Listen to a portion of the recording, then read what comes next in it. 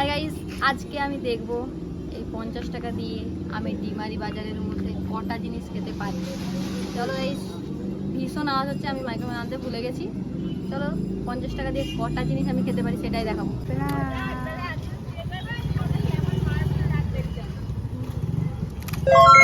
ফুচকা, প্রথমে আমি 10 টাকার ফুচকা খেয়ে নিয়েছি, এখন আমার কাছে বেঁচে আছে 40 টাকা। চলো এটা দিয়ে খাওয়া যাক। এবার আমি পান্তুয়া খাবো একটা মিষ্টি দোকান থেকে, এটা আমার সেকেন্ড খাবার। আরেকটা দোকানে গেছিলাম, দোকান বন্ধ। এ দেখো গাইস, পান্তুয়া, এটা দাম 6 টাকা। আমি এমনি এখন কিছু খাই না, শুধু ভিডিওর জন্য খাই। রিভিউ দিয়ে দে।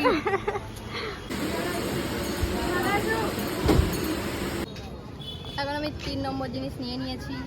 এটা হচ্ছে 5 টাকার দুটো ভেজ পকোড়া, তাও আবার ডিমারির বুকে। কি নাম? বসন্ত কেবিন। বসন্ত কেবিন, ওই বিরিয়ানি পকোড়া দেখাই। কি ভালো দাম? ভাই, 5 টাকা তুলনায় ঢের ভালো। আমি খাবারটা শেষ করে তোমরা ভিডিও দেখতে থাকো। 3 নম্বর খাওয়ার পর আমার কাছে এখন বেঁচে আছে 29 টাকা। এখনো এটা দিয়ে আমি কটা খাবার খেতে পারি সেটাই দেখি। এবারে ঘুগনি খাবো, চলো। দেখা 29 টাকা দেখা কোথা। ঠিক আছে, আমার 4 নম্বর খাবার হচ্ছে ঘুগনি। 15 টাকা দিয়ে ঘুগনি খাবো এখন দাদুর দোকানে। এটা আমার 4 নম্বর খাবার। 15 টাকার ঘুগনি নিয়ে নিয়েছি, টেস্টি আছে। ভিডিওটা দেখে সবাই লোভ করে সবাই লোভ দিয়ে দিবে। এটা আমার 4 নম্বর খাবার। এরপরে এখনো খাবার বাকি আছে, চলো। এই 4 নম্বর খাওয়ার পর এবার আমার কাছে বেঁচে ছিল 9 টাকা।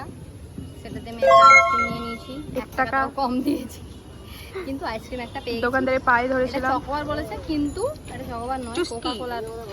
চুস্কি। কোকা-কোলার মতো লাগছে, ভালো লাগছে না আমার একটু খেতে।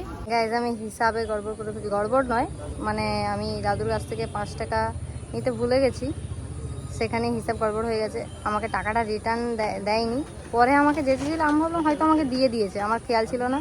তো এখন আমার কাছে 5 টাকা বেঁচে ছিল। যাই হোক, আমি আর দাদুর কাছে চাইতে যাইনি, থাক ওনার কাছেই। যাই হোক, টাকাটা এখানেই কমপ্লিট। এবার আজকে ভিডিওটা এখানেই সমাপ্ত। এরকম যদি আর ভিডিও দেখতে চাও তাহলে ভিডিওতে কমেন্ট করো, এরকম নেক্সট ভিডিও নিয়ে আসো। Tata guys.